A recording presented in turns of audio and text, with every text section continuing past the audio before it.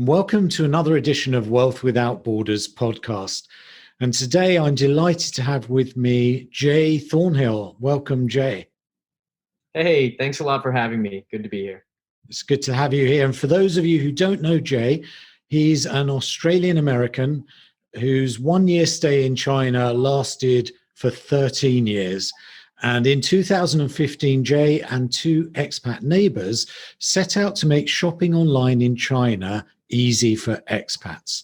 They built Baopals, and I am a personal fan and user. So I'm delighted to have you on the show today, Jay. And the podcast title is Build the Solution to Your Own Problem. Before we get going, I always ask, whereabouts are you in the world and what is the weather like today?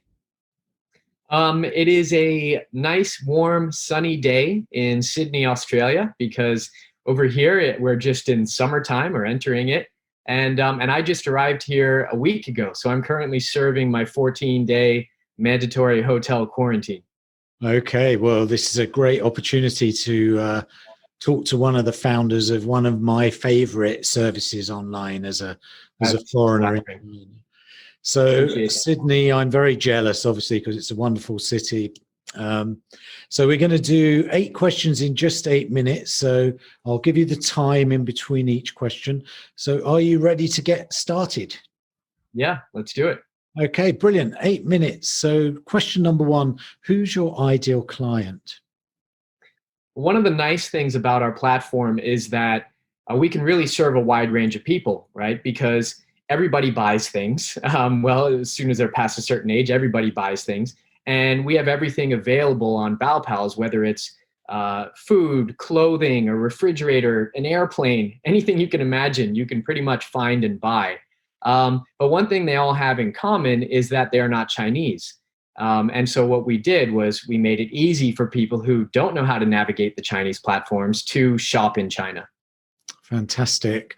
7 minutes, 20 remaining. Question number 2, what's the problem that you solve for those people who aren't Chinese in China? Yeah, well, it's the problem that I was facing many years ago. And that is, and same with my co-founders, Charlie and Tyler. We were living in China for years. And whenever we wanted to buy something, we had no idea where to get it. And we might, go looking in a mall and then just give up. But we whenever we asked, people said, buy it on Taobao. And we were like, well, that's no good because we have no idea how to use Taobao. It's way too difficult. So the problem that we wanted to solve was to make it easy and enjoyable for non-Chinese people to shop on Taobao and other Chinese platforms like JD and Tmall as well. And that meant getting it all in English, redesigning it, reorganizing it, adding friendly payment options, a good English-speaking customer service, and then solving that larger problem, which is trust, right? Making people feel comfortable buying products from sellers in China. And so it took us a while, but we got there, I think. You certainly did. You've done a fantastic job. I'm a massive fan. 6 remaining, Jay. Question number 3. What are the typical symptoms that people experience? I know you've talked about some of them with, Taobao and going in a mall and being unable to find it. What other types of problems might people face when they're trying to shop in China? Yeah, well, the most obvious problem is the language gap, right? And that comes to, knowing what to actually search for in Chinese and then what you're looking at on the screen. But beyond that too, there's the communication side, because shopping in China is a bit different than in the West. There's often a lot more communication. You'll try to buy something from a seller and then they'll try contacting you on an app that's part of the shopping platform to start asking you things or telling you, oh, actually, it's not really what you think. And so it becomes quite troublesome, especially if you don't know the language. But even then, it can be a bit annoying. And then also the design, the whole user interface is very different. It's quite chaotic, I think, to a Western user to go on a Chinese platform. And then the service itself isn't standardized. Whereas usually you're used to a very consistent, reliable customer service. In China, it usually depends on the seller themselves. So we try to create a standard, a high standard, where people get what they want or they get their money back and they get the same type of response and communication every time from our own team. So really just to kind of give them that familiar experience. Great. And just 4 minutes, 22 remaining. Question number 4. What are the common mistakes people make when they're trying to solve the problem themselves?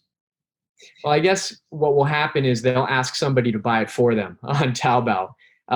And that's just usually a pain for both you and them because you don't get that experience of browsing and you're kind of in a hurry. You don't want to trouble them too much. And then if anything goes wrong later, you usually just give up on it because you don't want to then bother them to help you return it. And so you might end up not shopping at all, not getting what you want, and being unhappy with it. Right. So 3 minutes, 42 remaining. Question number 5. What's one valuable free action that people checking out the show today can implement that will help them solve the problem?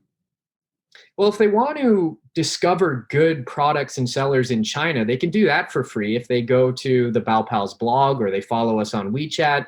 And they could check out a section of our site called Discover, where they can see what other expats in China are buying and collections they're creating and sharing on the platform.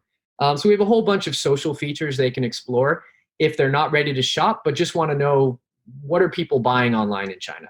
Fantastic. And we'll put the links to that in the show notes. And just 3 minutes remaining, Jay. Question number 6.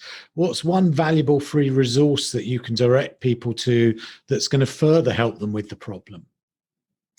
Well, yeah, I suppose, it's kind of the same thing, really, but just to sidestep and give you something new.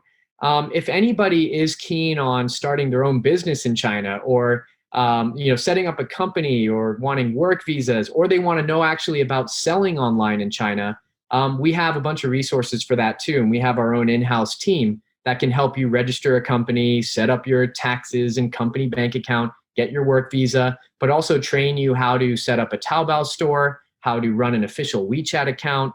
So that's not really about Baopals so much, but we do have a team for that. It's called Business Services. You can find it on our site as well. Fantastic. I didn't know that. So 2 minutes, 10 remaining. Question number 7. What concept or book or program or talk has been most impactful in your experience, Jay? When I think back to my early 20s and I had a heartbreak in university and I picked up a book, Emotional Intelligence by Daniel Goleman, which is very dense and it's quite boring and I wouldn't really recommend it, but that kickstarted me reading a whole bunch of books about psychology, about neuroscience, about rational thinking, like thinking fast and slow, don't believe everything you think. And I think those lessons really shaped how I deal with the stress, the pressure, and the emotional roller coaster of having your own business. And so I think it's good for people to delve into that sphere because when the pressure hits and emotions flare up, you might say things or make decisions that you regret. And in business, that can be very costly. Right. Yeah. I mean, that is a great book, a seminal book. So just 1 minute remaining. Question number 8. What's the one question that I should have asked you that you feel would give great value to our audience? I suppose a lot of the audience are maybe entrepreneurs or aspiring entrepreneurs, and they're interested in China. So if they are looking to start a business in China, well, I guess the question would be, what should I do, right? If I want to start my own business in China, and I would say focus on solving a problem that you face personally, and make sure it's a problem that other people haven't solved already. That's when you're really onto something. And don't get bogged down too much in the kind of legality of it and worried about all the formal setup you need. I mean, you got to do that eventually, but first make sure you have a viable product that people really want and seek out honest feedback and criticism so that you get on that right track. And then if you need help sorting the rest out later, go to our business services page and get in touch. Fantastic. You came in with a glorious 6 seconds remaining, Jay. So wonderful. perfect podcast. And again, packed with value for people who are lost in their shopping journey. And now it turns out in their wider business journey. So thank you so much for contributing today. Thanks so much for having me. Really appreciate it. Many thanks for checking out Wealth Without Borders podcast. I'd love you to head over to iTunes, subscribe, and leave us a review. And if you'd be kind enough to do that, I would really appreciate it. And then if you want to know more about what I do, check out wealthwithoutborders.net.